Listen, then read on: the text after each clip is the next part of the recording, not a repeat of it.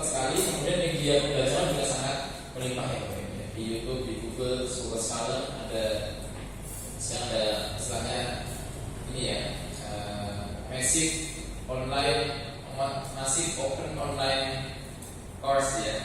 Banyak kan di YouTube itu banyak kuliah-kuliah gratis yang sebetulnya kalau nggak kuliah itu mungkin kalau dia tahu tentang struktur kurikulumnya belajar di rumah pun mungkin bisa kompetensinya kecapai gitu. Tapi nggak punya kognisi kan, nggak punya jasa, nggak punya bukti, nggak punya sertifikat. Makanya sekarang ada namanya tantangan lagi namanya RPL, rekognisi pembelajaran melampaui. Ini oleh Kementerian juga lagi ditekankan. Nanti kita lihat. Jadi mahasiswa kalau mau ijazah S1 nggak perlu kuliah selama 8 semester, cukup kuliahnya 3 semester saja. Semester 1 sampai semester 5 itu kognisi apa yang telah dia kerjakan di dunia kerja, rekognisi, tinggal mata-mata tertentu yang menjadi kompetensi prodi itu dipelajari dalam 3 semester nanti dapat ijazah. Itu juga tantangan mereka bagi terutama kampus ini ya, swasta harus bisa bersaing mencari peluang-peluang itu, persiapan itu cukup tangga. Nah, tapi kelemahannya Bapak Ibu, ini nggak boleh kita bedah semuanya aja ya. Kelemahannya kalau berbasis tadi media online dan sebagainya, itu kan ada yang benar, ada yang salah ya. Gak semuanya itu benar kan.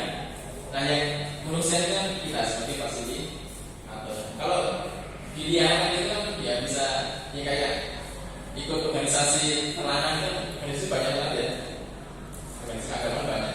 Kalau pas sesatan itu satu kan, kalau yang dikit nantinya tambah banyak. Nah, kita sebagai dosen ini menjaga untuk mencapai potensi itu kesini kasih aman. Karena kalau kita sebagai pemberi ilmu ya, kita akan tinggalkan terus karena ilmu lebih cepat berkembangnya daripada akhir kamu belajar. Itu sih Bapak Ibu. Jadi yang di bawah OBE itu konsepnya adalah bottom up. Apa yang dibutuhkan oleh pasar itu yang kita penuhi di lembaga pendidikan. Producer need atau producer want ya. Artinya apa yang diminta oleh pasar. Nah, kalau pasarnya kan berarti ada lembaga pemerintah, ada dunia usaha, dunia industri, ada masyarakat umum. Itu kan pasarnya para alumni ya, lulusan. Apa yang mereka minta itu yang kita tangkap. Makanya ketika menyusun kurikulum, yang sebenarnya paling fundamental itu adalah pendanaan mereka ke kita, Bapak, Ibu, para stakeholder, para pengguna lulusan. Dia itu sebetulnya pengen produk yang kayak apa? Pengen untuk itu untuk yang rasanya seapa, yang manisnya seapa, yang gosongnya seapa. Itu yang kita identifikasi. Mungkin kalau kita bisa bikin bentuk sesuai dengan hati kita, ini yang putih, bentuk konsumennya kayak seperti itu kan. Gambarnya seperti itu. Ya. Makanya kita susun kurikulum itu menyesuaikan kebutuhan. Jadi sekarang ini lebih bebas. Kalau dulu kan kayak sakit gitu, kurikulum itu kayak harus ikut dengan.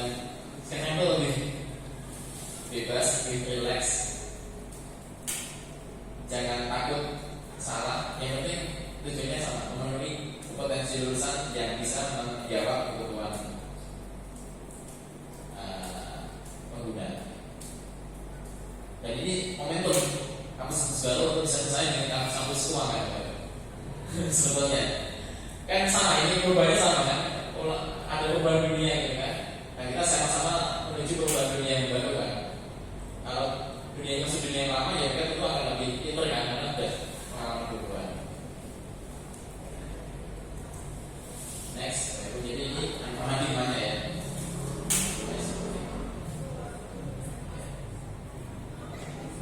Nah, ini yang tadi disebut dengan kurikulum yang lebih relax. Kita mengenal ada 3 ya, saat ini. Ini bisa menjadi gambaran ke depan juga. Mempersiapkan diri di Lestari. Yang tengah dulu ya, yang tengah dulu ini kan yang reguler. Menurut Permen 53 jumlah SKS-nya untuk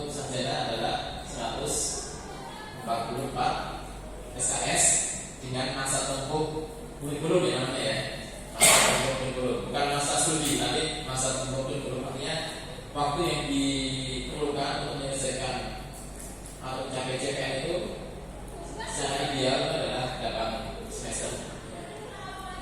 Kalau dia lulusnya lebih dari 8 semester itu namanya masa studi. Dan masa studi itu diberikan adalah 2 kali dari masa tempuh. Jadi kalau S1 8 semester, berarti dia maksimum lulusnya adalah 16 semester.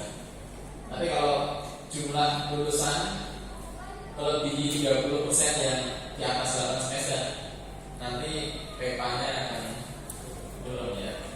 Itu tentu bisa naik ya, prodi.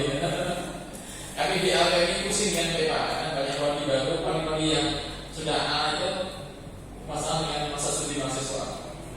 Lebih dari 30% ini bisa dapat kopi dan lain sebagainya. Mengamankan itu kali kan, lebih kali daripada reakreditasi. Karena yang itu di dokumen ya maksudnya. Kalau ini kan data sudah given data di validity kan, yang bisa diutak-atik. Ya kalau kita ada perlu ekor, ada sertifikat di sana, ada dari lobby, kan? Bisa analisa ya. Nah, ini sebagai pengetahuan Bapak Ibu, sekarang ada namanya RPL, Rekomendasi Pembelajaran Lampu yang tadi saya sampaikan ya. Bahwa ada konsep kalau ingin mendapatkan ijazah, calon mahasiswa bisa mendaftar dengan nanti diakui sebagai kognisi mata kuliah, kemampuan dia, pengalaman dia, diakui untuk mata kuliah semester 1 sampai 5. Nanti tinggal kuliah semester 6, 7, 8 dapat ijazah. Dia kan harus 4 tahun lulus. Dia tinggal skripsi aja selesai. Proposal, seminar, mata kuliah